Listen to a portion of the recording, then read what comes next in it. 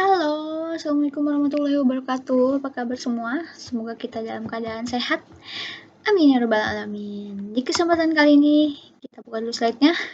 Kita akan bahas tentang produk barang dan jasa lanjutan atau bisa dibilang part 2.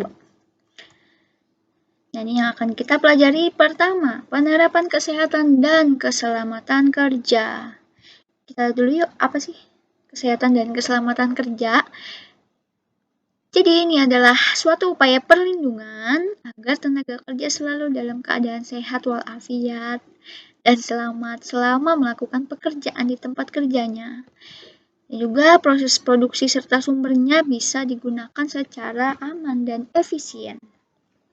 Tujuan ketiga adalah untuk memelihara kesehatan dan keselamatan lingkungan kerja sesuai dengan singkatannya. Nah, ini contoh peralatan keselamatan kerja seperti ada sarung tangan, ada jaket, ada face shield, ya, atau pelindung muka, masker, pembantu saluran pernafasan, ini, dan lain-lainnya.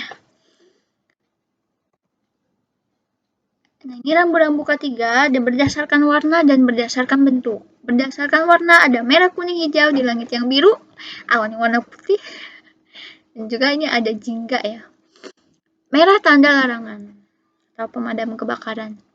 Kuning peringatan atau waspada, tanda zona aman warna hijau atau hijau. Kemudian biru tanda wajib ditaati. Putih tanda informasi umum dan jingga tanda beracun. Kemudian berdasarkan bentuk ada 3, lingkaran, segitiga, persegi. Lingkaran artinya wajib, segitiga tanda peringatan, dan persegi artinya darurat, bisa juga tentang informasi atau tanda tambahan. Nah, ini contoh-contoh rambu dalam K3. Ya, bisa ada wajib pakai helm, bisa wajib pakai sabuk pengaman, dan semacamnya yang harus ditaati. Nih, ya. Jadi kalau misalnya kemungkinan suatu hari nanti, misalnya kalian kerja di tempat yang membutuhkan K3 ekstra, ini harus silakan kalian pahami. Yang kedua, tentang label, merek, dan juga kemasan. Apa itu label? Label adalah sesuatu yang menempel, sesuatu yang ada di kemasan yang memberikan informasi tentang produk tersebut. Di antaranya di dalam label itu ada kita perlu branding. What is branding? Apa itu branding? Yaitu penggunaan nama, istilah, simbol, atau desain, atau gabungan semua sebagai identitas produk. Jadi ada nama, bisa juga istilah, atau simbol, atau gabungan dari semuanya. Nih contohnya. Ini contoh yang simbol aja ya. Apple, pasti orang-orang udah paham tentang Apple. Atau tulisan, nama ya. Atau istilah, atau gabungan nih, ada gambar, ada nama juga. Ini Toyota ini. Nah, yang kedua tentang merek. Apa itu merek? Atau brand tadi juga ya, termasuk. Menurut Kotler adalah seorang peneliti di bidang marketing. Jadi kata beliau, kata doi, merek adalah simbol, tanda, rancangan, ataupun sebuah kombinasi dari 3 hal itu yang ditujukan sebagai identitas dari beberapa penjual untuk kemudian dijadikan sebagai pembeda dengan pesaing yang ada di pasaran. Oke, bacain yang Kotler aja ya. Kemudian fungsinya apa sih merek? Nah, fungsinya ada 3 sebagai tanda pengenal untuk bedain hasil produksi yang dihasilkan seorang atau perusahaan. Yang kedua, sebagai alat promosi sehingga mempromosikannya hasil dari produknya itu cukup dengan menyebut mereknya aja. Contohnya, kalau udah terkenal ya Indomie, Aqua, dan sebagainya.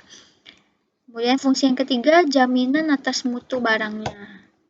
4, penunjuk asal barang atau jasa yang dihasilkan. Biasanya kalau misalnya mereknya udah terkenal, itu udah gampang banget tuh, udah punya posisi di pasar.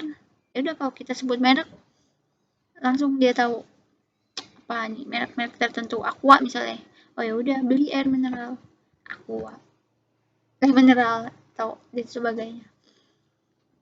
Ini bukan endorse atau semacamnya ya, hanya contoh aja. Kemudian label, yaitu tampilan sederhana tadi ya, pada produk atau gambar yang mencantumkan informasi tentang produknya. Ada 3 macam label menurut Stanton. Nah, ini temannya Kotler kali ya. Ya, Stanton itu peneliti juga di bidang pemasaran. Pertama, brand label, memuat merek, gambar, atau produsen dari produk yang dicantumkan. Nah, contoh. Ada mereknya, merek ini Milna. Kemudian gambarnya ada puding atau produsennya. Produsennya ini di sini tulisannya kecil banget, nggak kelihatan. Kedua, descriptive label, memberikan informasi mengenai bahan baku, presentasi kandungan, nilai kalori, tanggal kadaluarsa dan sebagainya. Ini contohnya ada di sini. Ini mana sih? Ini kelihatan tulisannya nih. Biasanya kotak nih ada informasi nilai gizi. Kemudian 3, grade label, menginformasikan kepada konsumen tentang penilaian kualitas produk. Misalnya ini puding nomor 1 di dunia. Kan biasanya ada ya yang seperti itu. Kemudian kemasan. Apa itu kemasan? Ya, kemasan adalah pembungkus dari suatu produk. Bisa ada kemasan primer, ada ini kemasan sekunder. Nah, ini kita susun penjelasan pada label kemasan. Yang harus diperhatikan, label nggak boleh menyesatkan, jadi harus sesuai dengan fakta dan isinya. Kedua, memuat informasi yang diperlukan. 3, yang harus dicantumkannya itu harus ada, seperti kalau dalam produk makanan, nama produknya, cap atau trademark, kalau ada komposisi, neto atau berat bersih, jadi tidak termasuk berat kemasan, jadi hanya berat isinya aja. Kemudian nama produsennya, distributor, nomor registrasi Dinas Kesehatan atau BPOM, kode produksi, keterangan expired atau kadaluarsa, dan juga logo halal. Nah, terutama di Indonesia yang penduduknya muslim mayoritas, jadi memperhatikan tentang kehalalan makanannya. Jadi perlu diajukan ke MUI. Kemudian hal yang harus diperhatikan keempat, keterangannya harus jelas. Jumlah warna yang digunakan juga jangan terlalu rame atau pokoknya yang cakep lah gitu. Desainnya harus bagus kayak ini kan nih. Elegan dan menarik.